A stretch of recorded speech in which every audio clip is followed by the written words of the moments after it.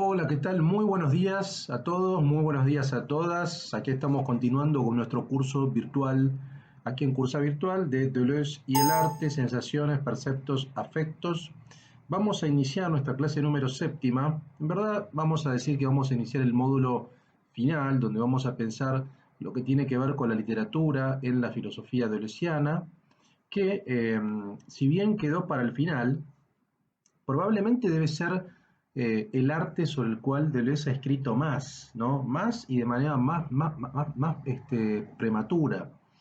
¿Por qué? Porque van a ver, digo, que esta clase, la clase séptima, como la clase octava, que es la última, vamos a retroceder un poco en el tiempo, ¿no? Es decir, recordemos que la clase pasada, básicamente vimos la cuestión del cine, ¿no? Vimos la imagen tiempo del año 1985, vimos la imagen movimiento de 1983, previamente habíamos visto Francis Bacon del 81, el texto de Carmelo Bene del 79 y la introducción de qué es la filosofía, que es uno de los últimos libros de Deleuze, pero que básicamente ofrece un cuadro, un marco general. La cuestión de lo literario, de qué es la literatura para Deleuze, yo la dejé hacia el final, básicamente porque hay un libro, ¿no? Que se lo voy a mostrar, que no lo vamos a ver esta clase, lo vamos a ver en la próxima, que es Crítica y Clínica, este libro, Crítica y Clínica.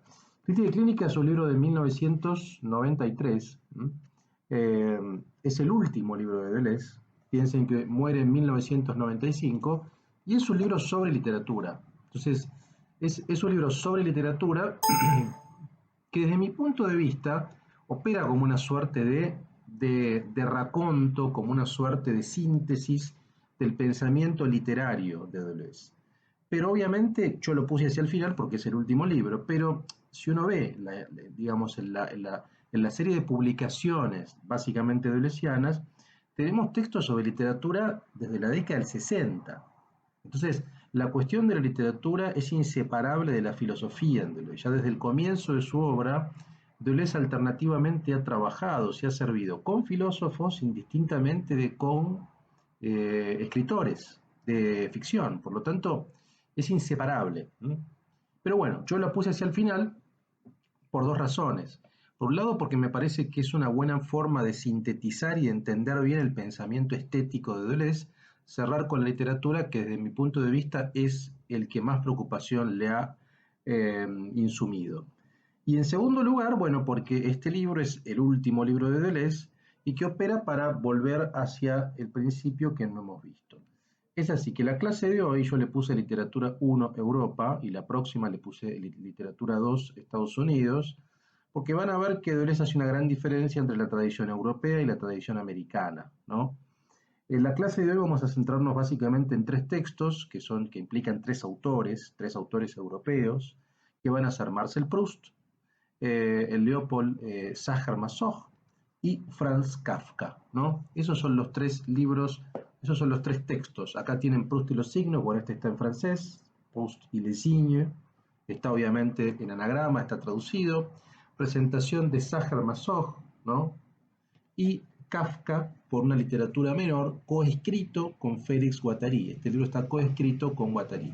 El texto de Proust es del 64, el texto de Sacher-Masoch es del 67 y el texto de Kafka con Guattari es del año 75. Lo escribió entre medio del Antiedipo y Mil Mesetas, que son sus dos grandes obras de colaboración.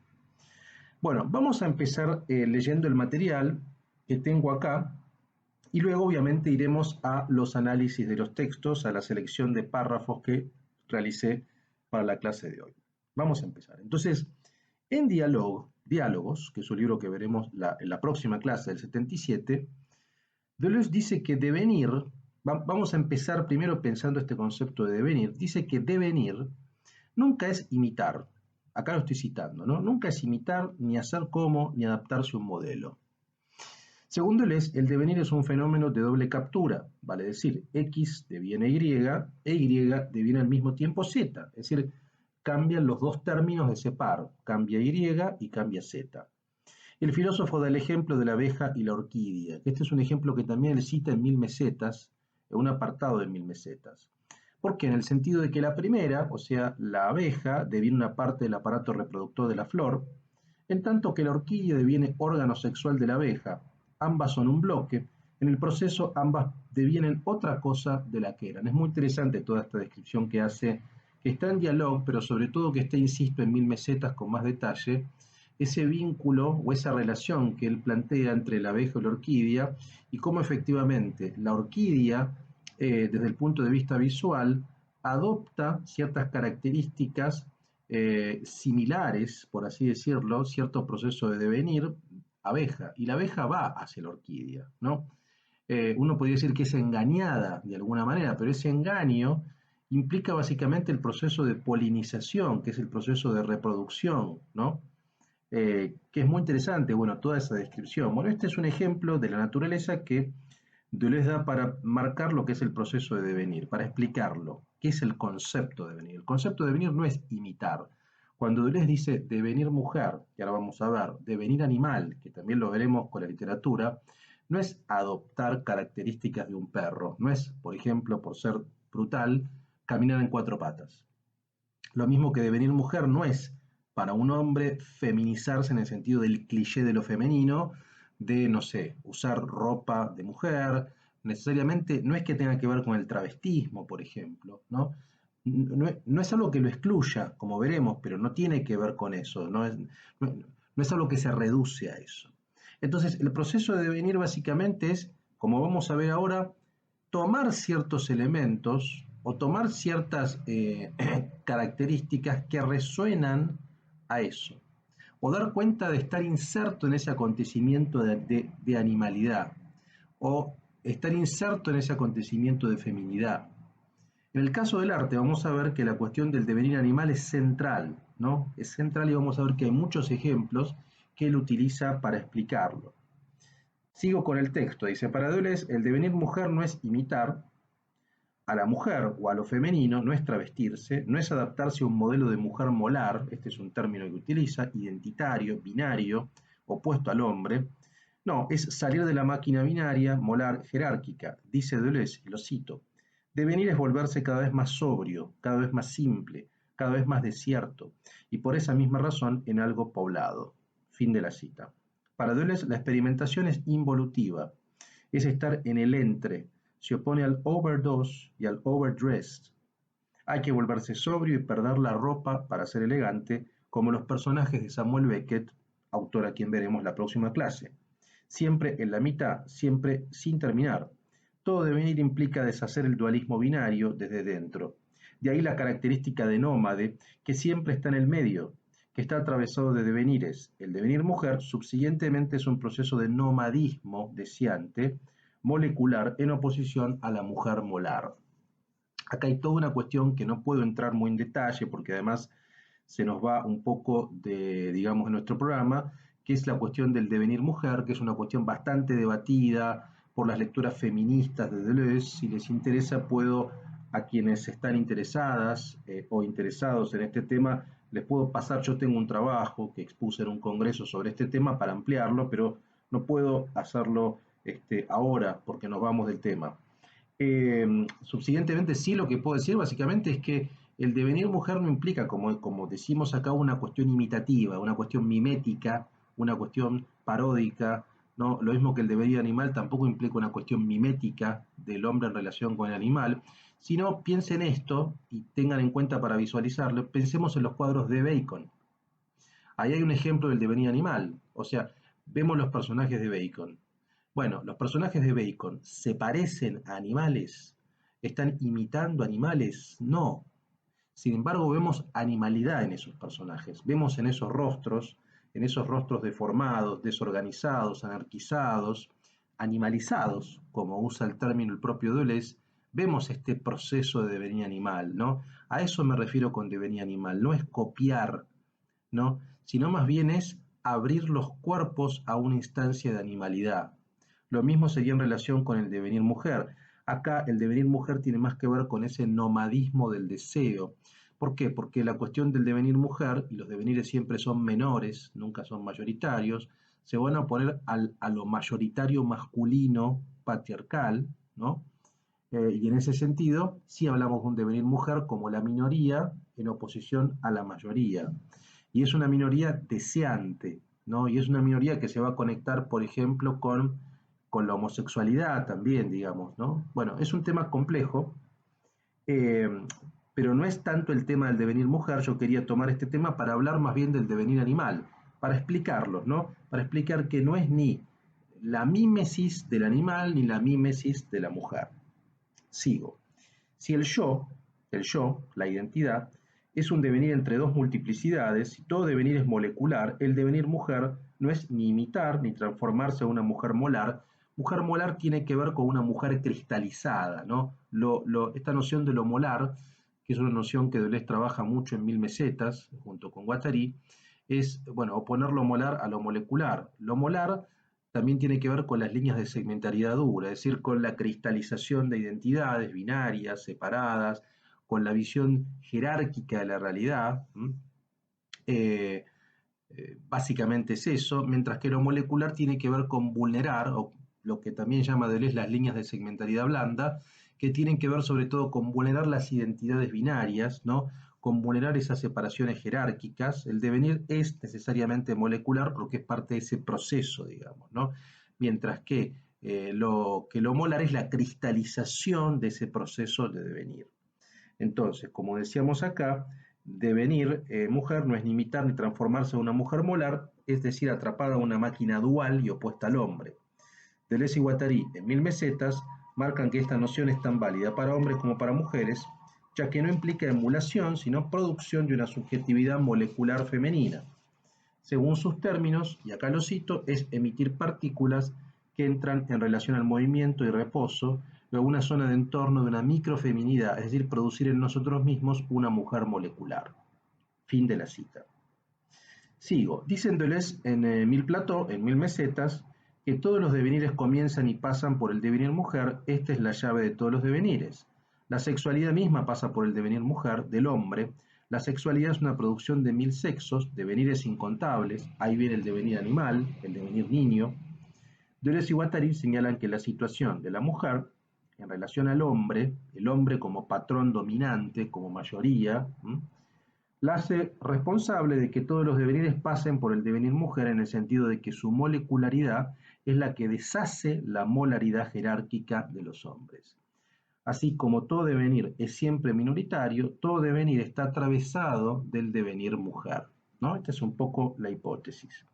¿Por qué también quería marcar esto del devenir mujer? Porque vamos a ver en el texto de Kafka, en Proust y los signos del 64, que tiene que ver también con la teoría. Hay dos cuestiones ahí centrales en el texto de Kafka, en cómo se acerca Deleuze a Kafka. Una tiene que ver, por un lado, con esta cuestión de hay una teoría de la homosexualidad que tiene Deleuze y que ya plantea en el texto de Proust. Por un lado está esa teoría de la homosexualidad y por otro lado está el proceso de devenir animal. Van a ver, habla del devenir araña también, ¿no? Que es algo común. Entonces sigo. Deleuze trabaja con la siguiente hipótesis, ¿no? Con la siguiente hipótesis. Sobre la recherche, sobre En busca del tiempo perdido de Proust, en Proust y los signos. Dice Deleuze. La obra proustiana no es sobre la memoria, lejos de lo que se cree, digo, que es la típica lectura, es la lectura cliché, digamos, no tiene que ver sobre la memoria y el recuerdo, sino es una búsqueda de la verdad y el futuro, ¿no? Al revés de lo que se piensa, más bien La Recherche, En busca del tiempo perdido, es una obra sobre el problema de la verdad y sobre el problema del futuro. ¿Por qué? Dice, es un aprendizaje a partir de signos de diferente tipo, signos amorosos, signos mundanos, signos estéticos. En este sentido, la verdad implica cierta violencia del pensamiento, en tanto requiere de un desciframiento de los signos percibidos por la memoria involuntaria, es decir, implica una violencia en el sentido de que uno tiene que violentar determinadas cuestiones para dar cuenta de la verdad. Por ello es que plantea que todo aprendizaje lleva necesariamente a un paso por la decepción, dice Deleuze, ¿no? ¿Por qué la decepción? Porque creíamos algo que luego vemos que no es así. Creíamos que algo era de determinada manera y finalmente nos damos cuenta que no era de esa manera. Por lo tanto, nos decepcionamos, pero esa decepción es la condición de posibilidad del descubrimiento de la verdad. Yo me decepciono porque creía que A era A y me doy cuenta que A no era A, que A era B, ¿no? Eso me decepciona, pero paradójicamente me hace descubrir la verdad. En la literatura de Plus vemos que se implica o que hay esta noción de decepción, en tanto los personajes son sometidos a signos de diferente tipo que deben descifrar para aprender. Esa es un poco su teoría, digamos, ¿no? Si ustedes leen En Busca del Tiempo Perdido, recordemos que es una obra enorme, dividida en un montón de volúmenes, pero por lo menos, aunque sea si leen el tomo primero, ya con el tomo primero van a darse cuenta rápidamente de esta noción de los signos, cómo los personajes son sometidos a signos sistemáticamente, signos amorosos, detalles. Van a ver que el narrador es una máquina de producción y de narración de detalles. Esos detalles son signos amorosos, son signos sexuales, son signos de identidad sexual, y que todo el tiempo están sometidos a confusión y a decepción, digamos, ¿no? Por ahí viene un poco la lectura de Deleuze. Prosigo, dice, la recherche para Deleuze está constituida a partir de un sistema de signos pluralista que tiene 7 criterios, y les voy a leer los criterios. El primero, la materia con la que el signo es tallado, los signos mundanos desde la mundanidad de las reuniones, los salones, las conversaciones, los signos sensibles desde las cualidades afectivas. Es decir, cada signo está tallado desde su característica. El caso de los signos mundanos, van a ver que En Busca del Tiempo Perdido tiene mucho que ver sobre todo con descripción de grandes salones, de grandes reuniones, de grandes instancias de conversación, de frivolidad. Bueno, obviamente tiene que ver con eso, y los signos sensibles tienen que ver sobre todo con la descripción de las cualidades afectivas entre los personajes, ¿no?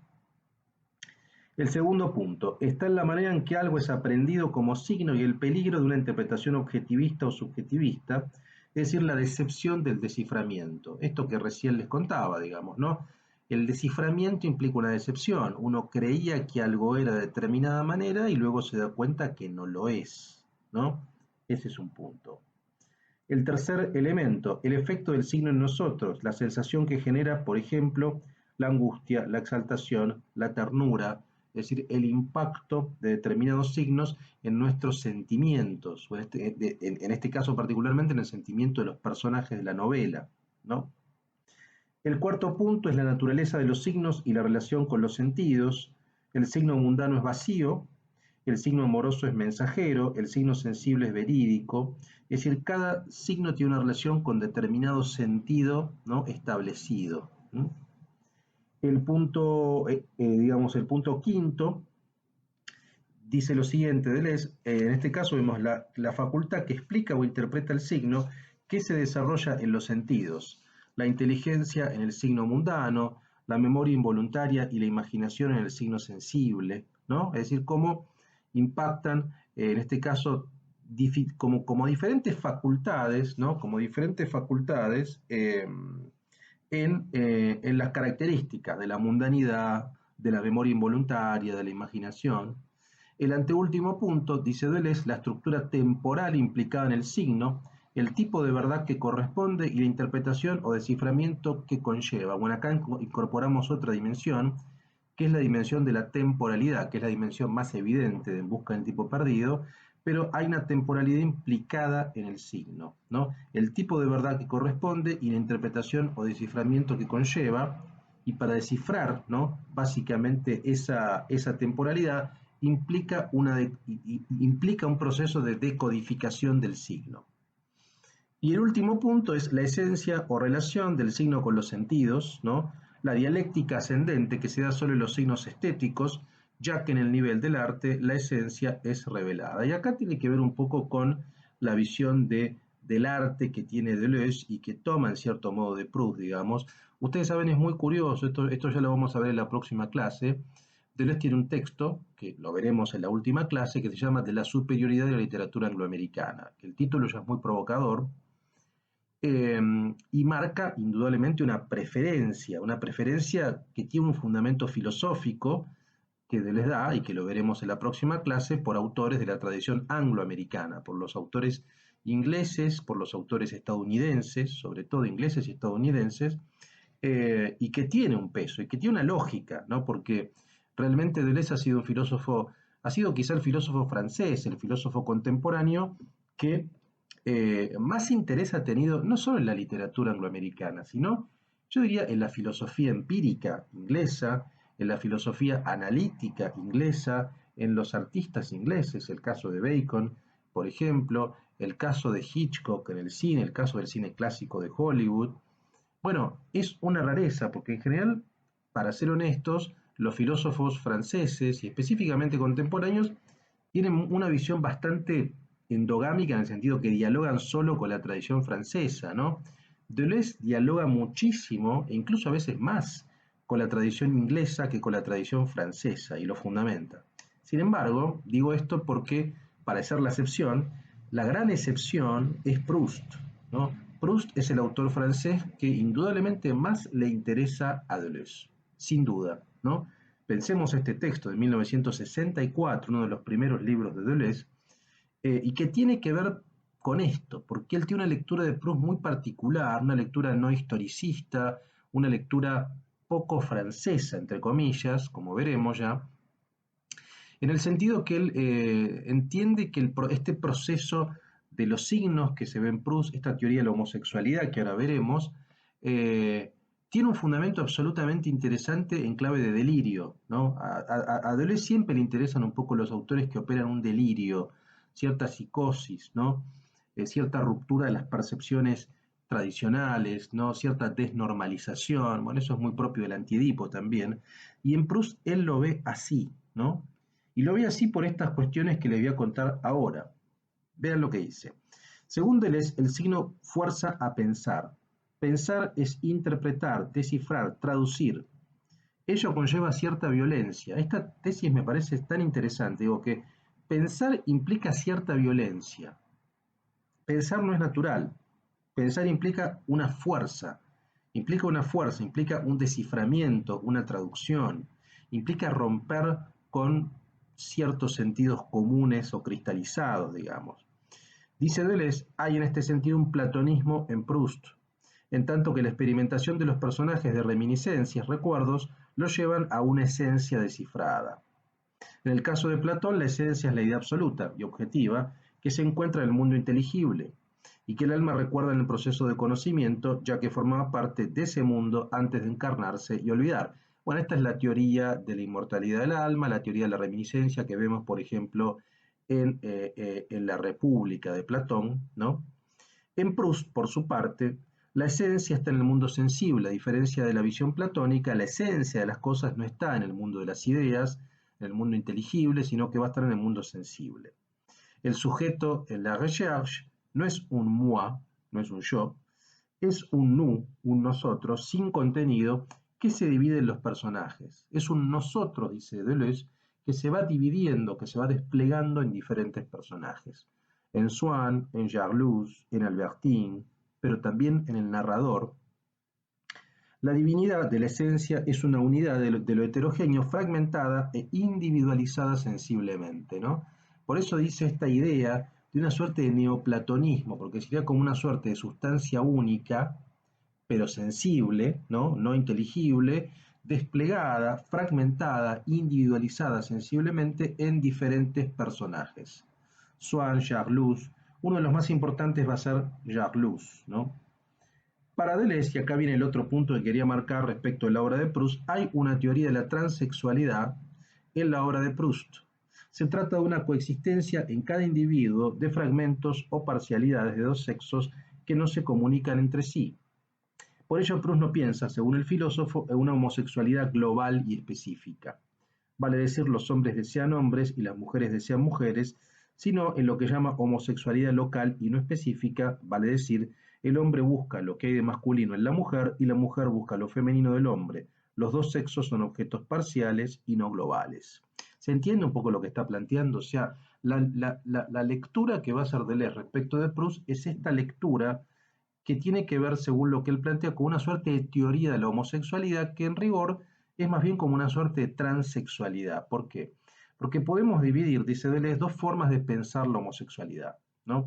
Por un lado, una homosexualidad que él va a llamar global y específica, y por otro lado, una homosexualidad que él va a llamar local y no específica.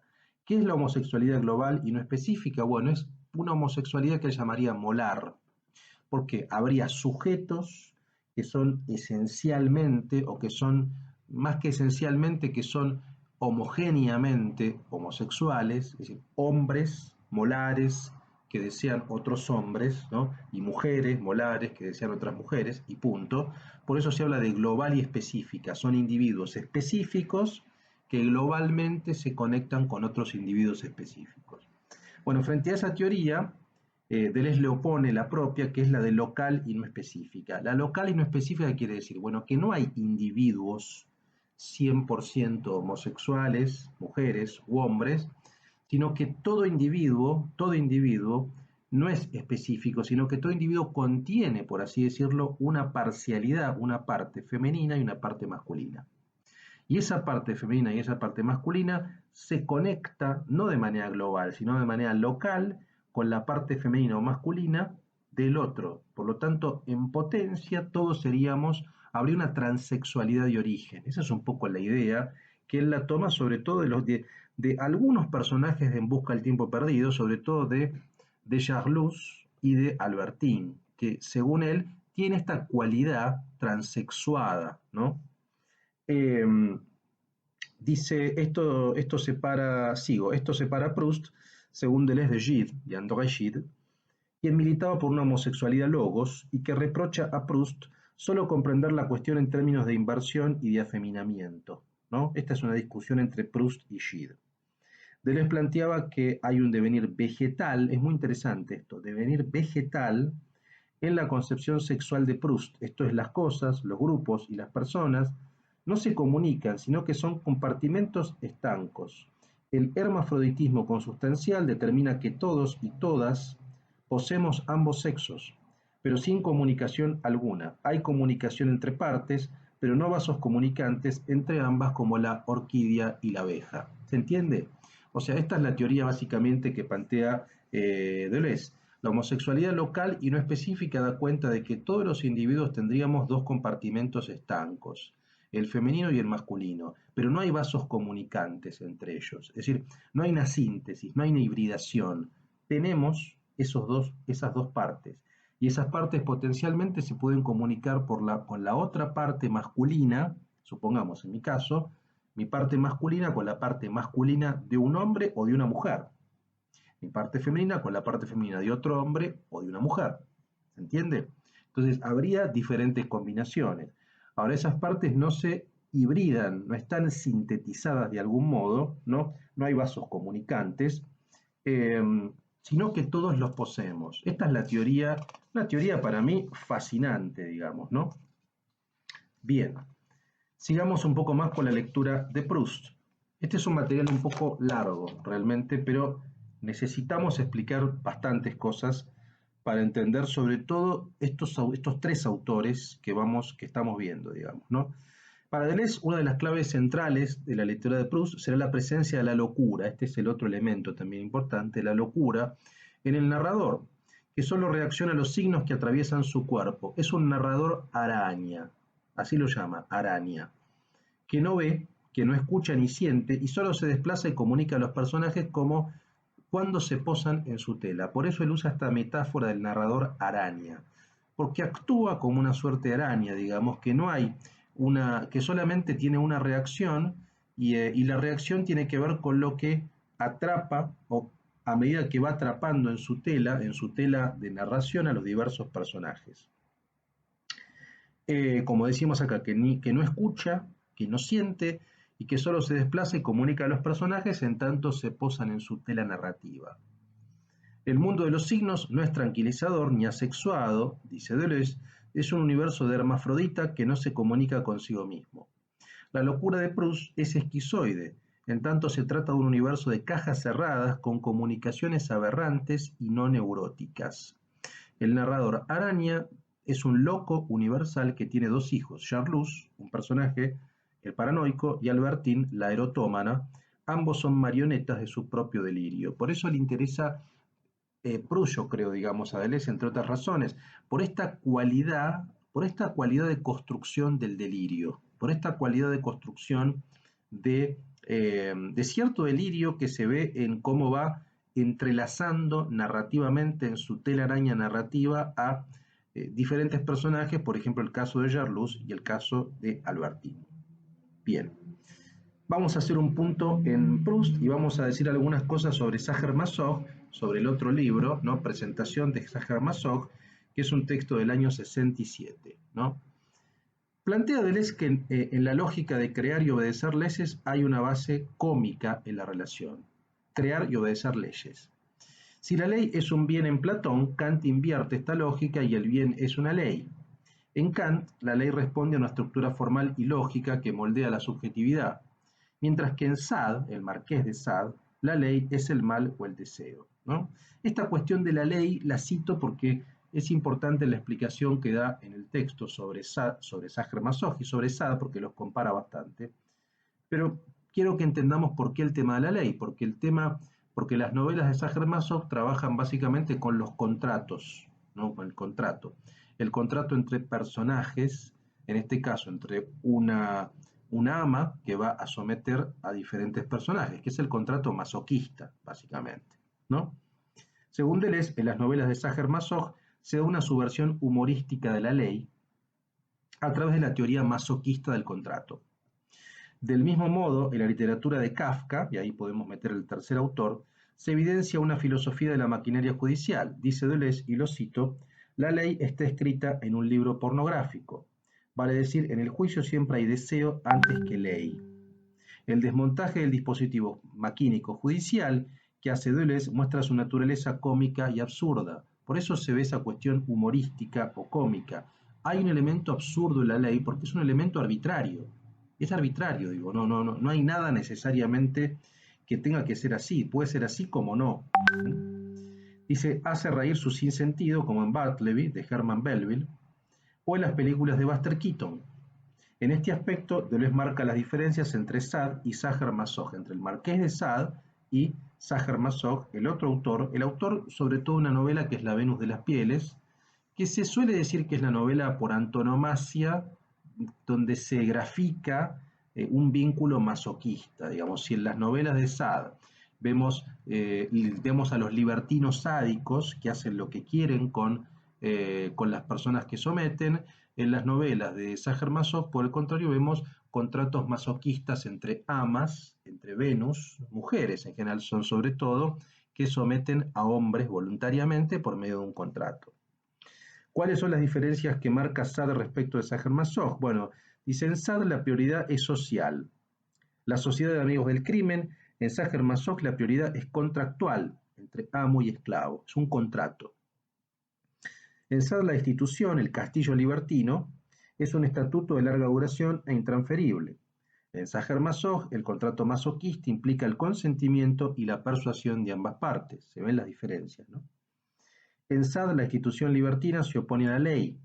En Sacher-Masoch, la voluntad de los contratantes genera la ley, ¿no? Es interesante este contraste. Si la ley desde Kant es el bien al cual debemos aspirar, Sade pervierte esta lógica oponiéndole la institución, lo que llama Deleuze la institución, que es el castillo libertino, en el cual se dan todas las atrocidades, que por lo tanto es el mal. La ley solo puede ser superada por la anarquía de la institución. En Sacher-Masoch no hay imposición institucional sadiana, sino es el masoquista el que persuade a la mujer, como los personajes de Sacher-Masoch, a la ama, para que lo domine de manera voluntaria y consensuada, y para ello deben para ello deben adscribir un contrato a las dos partes, ¿no? Deleuze ve en Sacher-Masoch una suerte de jurisprudencia, ya que la práctica consensuada entre amo y esclavo crea una relación nueva y un uso inédito de los cuerpos, ¿no? Una jurisprudencia, en tanto, es una práctica, un hábito, una conducta empírica que produce ley, de alguna manera. Este tema de la ley, como van a ver, así como la cuestión en Proust tiene más que ver con la locura, yo diría que tiene que ver con la locura y el deseo, y ahí aparece la cuestión de la homosexualidad en esta teoría interesante en términos de no local y específica que plantea. Me parece a mí que el acercamiento en Sacher-Masoch y en Kafka tiene más que ver con el problema de la ley. Ustedes saben, el derecho es un tema muy importante para Deleuze, aunque no lo parezca en primera instancia, pero hay mucho escrito de Deleuze sobre el derecho, sobre la ley y sobre todo sobre la jurisprudencia. Esto lo vemos ya en su primer libro sobre David Hume, digamos, ¿no? Esto se ve. Y quiero leerles este párrafo, solamente este párrafo sobre Kafka, y vamos a leer unos textos, unas selecciones ahora.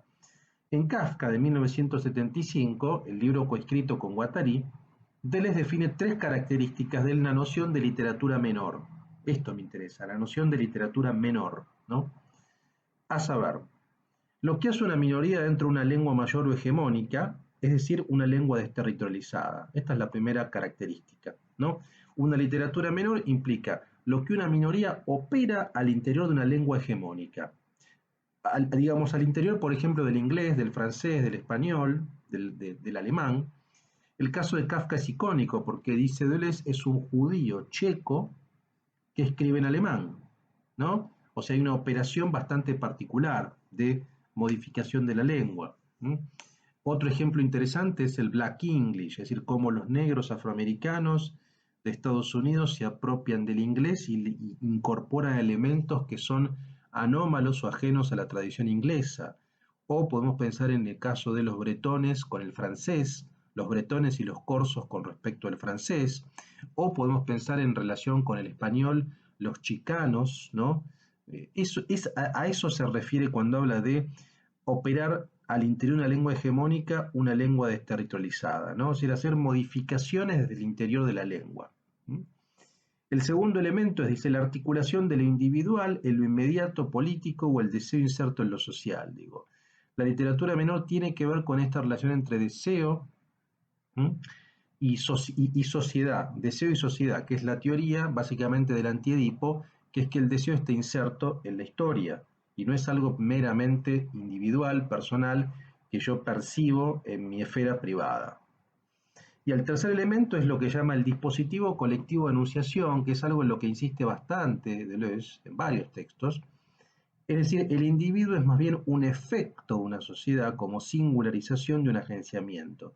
Es decir, el individuo es una singularización, es una singularidad que tiene sus características, pero que no se puede erradicar, que no se puede separar, que no se puede pensar por fuera del acontecimiento social. Entonces él va a decir que todos los grandes escritores, y Kafka es un ejemplo en ese sentido, son singularizaciones, pero de dispositivos colectivos. Es decir, es una singularidad, es un individuo, un genio, creador, que no habla en nombre propio, sino que habla en nombre de alguna manera de un acontecimiento comunitario que lo excede a él, digamos, ¿no? Esa es un poco la idea, ¿no? A eso se refiere con literatura menor, digamos, la operación de desterritorialización al interior de la lengua, la articulación de lo individual o de lo deseo inserto en lo social, y por último el dispositivo colectivo de enunciación. La literatura, dice Deleuze, es un dispositivo colectivo de enunciación, no meramente individual. Lo puede operar, lo opera un individuo, que es un escritor, pero no lo podemos reducir a la expresión meramente individual, subjetiva de un escritor. Bueno, estamos en 38 minutos y tengo 3 libros, así que vamos a tener que seleccionar aunque sea un par de párrafos de cada libro para no extenderme demasiado. En este caso, el de Proust, como yo lo tengo en francés y había marcado, tengo solamente un párrafo marcado, que se los voy a leerlo no en francés, sino que voy a hacer una traducción simultánea. Eh, Esta parte es la página 160 de esta edición, que es, para que tengan una idea, el capítulo 3, que se llama en francés Niveau de la Recherche. Ya les digo exactamente para que lo busquen en su edición en castellano, ¿no? Niveau de la Recherche. A ver, veamos aquí.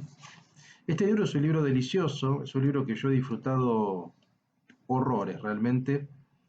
Sí, es así, se llama Niveau de la Recherche, como nivel de la búsqueda sería, ¿no?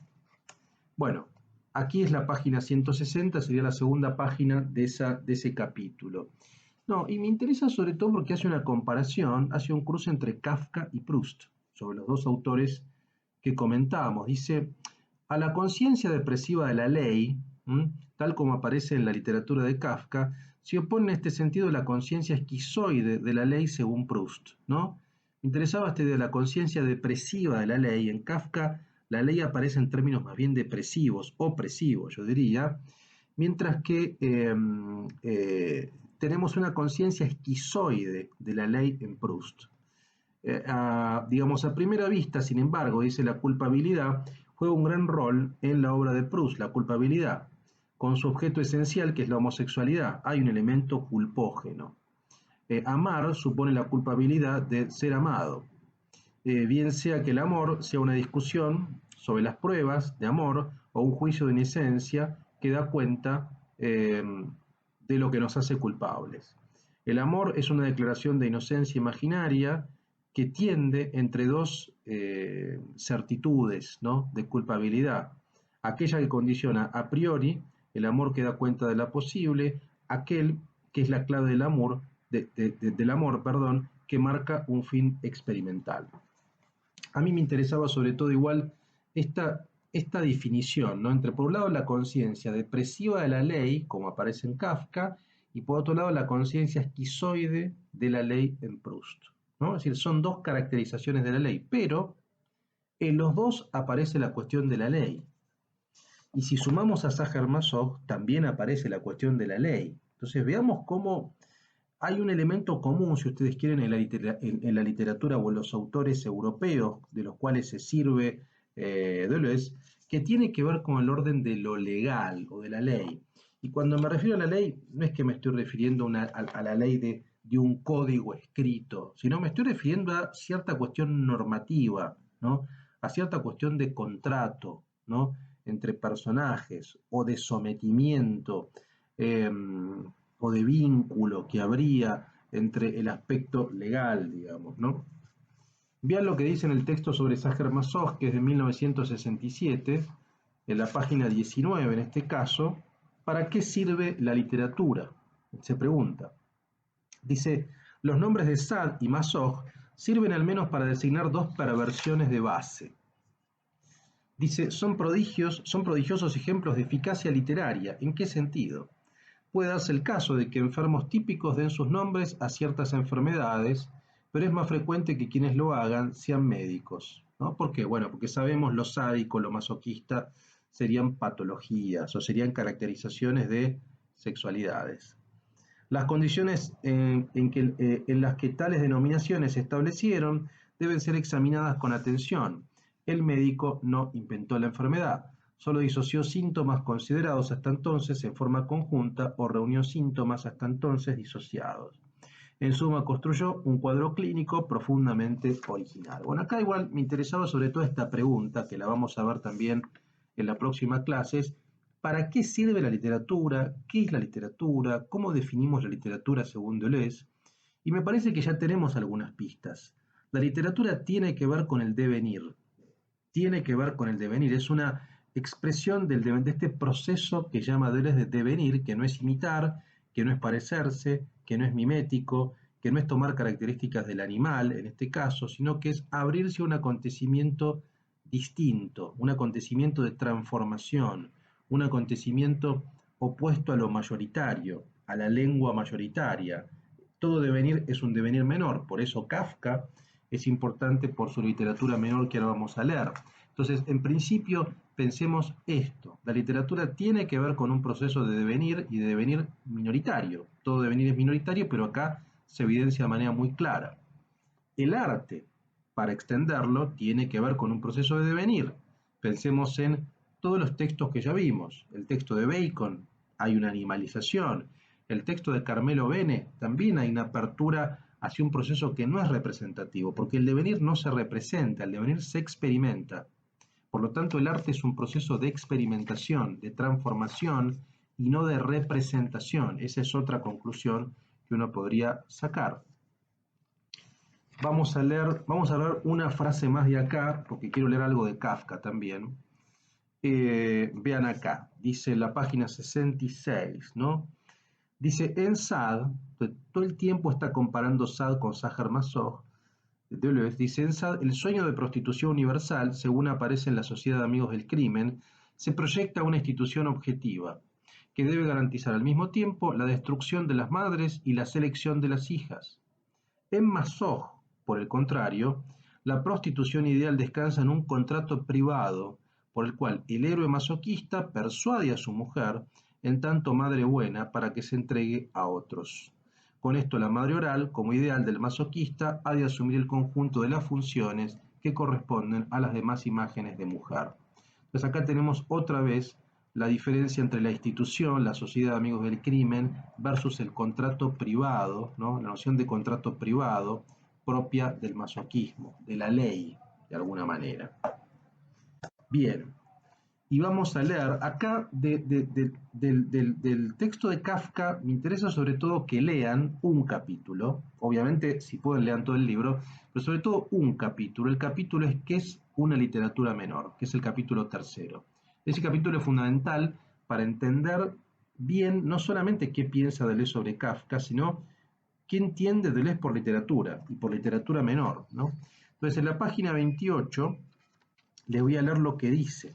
Dice: una literatura menor no es la literatura de un idioma menor, sino la literatura que una minoría hace dentro de una lengua mayor. De cualquier modo, su primera característica es que en ese caso el idioma se ve afectado por un fuerte coeficiente de desterritorialización. Kafka define de esta manera el callejón sin salida que impide a los judíos el acceso a la escritura y que hace de su literatura algo imposible. Imposibilidad de no escribir, imposibilidad de escribir en alemán, imposibilidad de escribir de cualquier otra manera. La imposibilidad de escribir en otro idioma que no sea el alemán es para los judíos de Praga el sentimiento de una distancia irreductible con la territorialidad checa. Entonces, el primer elemento de lo menor es: lo menor no es lo que hace una minoría, perdón, no es un idioma menor, ¿no? Sino por el contrario es lo que hace una minoría dentro de una lengua mayor. ¿Cómo opera una modificación, una minoría, una lengua mayor? ¿Mm? El segundo elemento de lo menor, dice en la página 29, la segunda característica de las literaturas menores es que en ellas todo es político. En las grandes literaturas, por el contrario, el problema individual, familiar, conyugal, tiende a unirse con otros problemas no menos individuales, dejando el medio social como una especie de ambiente, de trasfondo. Es decir, digamos, lo social, lo político, sería algo así como el telón de fondo en el cual el conflicto se reduce a la esfera privada. Bueno, eso es lo que va a criticar Deleuze, ¿no? Dice, no, en verdad tenemos que ver ese telón, no es un telón de fondo. El deseo está inserto en lo social. Entonces vean lo que dice: la literatura menor es completamente diferente. Su espacio reducido hace que cada problema individual se conecte de inmediato con la política. El problema individual se vuelve entonces tanto más necesario e indispensable, agrandando el microscopio, cuanto que es un problema muy distinto en el que se remueve en su interior. Entonces podemos decir que el segundo elemento de la literatura menor es: el deseo está inserto en lo social, el deseo tiene que ser desprivatizado y pensado en la esfera de lo político, social, económico. Las literaturas menores dan cuenta de eso, digamos, ¿no? Esto lo vemos en Kafka y en otras literaturas.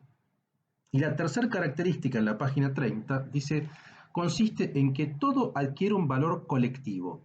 En efecto, precisamente porque en una literatura menor no abunda el talento, por eso no se dan las condiciones para una enunciación individualizada, que sería la enunciación de tal o cual maestro, y que por lo tanto podría estar separada de la enunciación colectiva.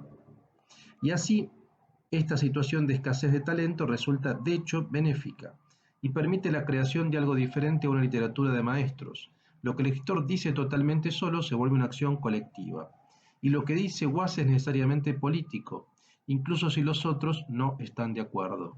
El campo político ha contaminado cualquier enunciado, pero aún más, precisamente porque la conciencia colectiva o nacional se encuentra a menudo inactiva en la vida pública y siempre en dispersión. Entonces, el tercer elemento de la literatura menor tiene que ver con esto. No es que la voz de un escritor es la voz de un maestro o de un genio individual, sino que es un dispositivo de enunciación colectiva que atraviesa, que canaliza la expresión singular de ese maestro literario, pero que enuncia básicamente a una comunidad, podemos decir básicamente, ¿no? Vean lo que dice la página 31 y ya con esto de a poco vamos cerrando. Dice, no hay sujetos, solo hay dispositivos colectivos de enunciación, y la literatura expresa estos dispositivos en las condiciones en que no existen en el exterior, donde existen solo en tanto potencias diabólicas del futuro. La soledad de Kafka lo abre a todo lo que atraviesa la historia de hoy. La letra K ya no designa un narrador ni un personaje, sino un dispositivo tanto más maquínico, un agente tanto más colectivo, cuanto es solo un individuo el que se encuentra conectado a todo eso en su soledad. Las tres características de la literatura menor son la desterritorialización de la lengua, la primera, la articulación de lo individual en lo inmediato político, la segunda, y el dispositivo colectivo de enunciación, la tercera. Ahí lo tienen. Lo que equivale a decir que menor no califica ya ciertas literaturas, sino las condiciones revolucionarias de cualquier literatura en el seno de la llamada mayor o establecida. Incluso aquel que ha tenido la desgracia de nacer en un país de una literatura mayor, debe escribir en su lengua, como un judío checo escribe en alemán, como un uzbekistano escribe en ruso. Escribir como un perro que escarba su hoyo, una rata que hace su madriguera. Esta es una excelente definición, ¿no? Es decir, aún aunque uno nazca, aún aunque uno pertenezca a una minoría en ese sentido, la literatura que reivindica Deleuze o que plantea Deleuze como la literatura, como las condiciones literarias que él valora, implican esto, escribir, como dice acá, como si uno fuera un judío checo, como un judío checo escribe en alemán, como un uzbekistano escribe en ruso, es decir, escribir de una manera no hegemónica, por así decirla, ¿no? En ese proceso de devenir.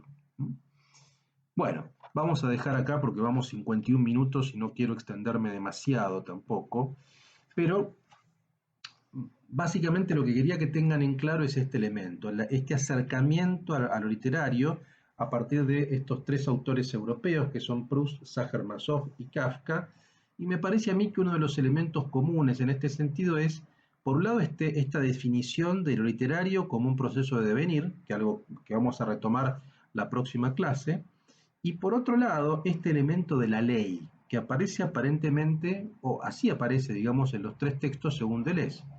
La ley esquizoide de Proust, la ley de conciencia depresiva u opresiva en Kafka y el contrato masoquista en el caso de Sájar-Másov, digamos, ¿no?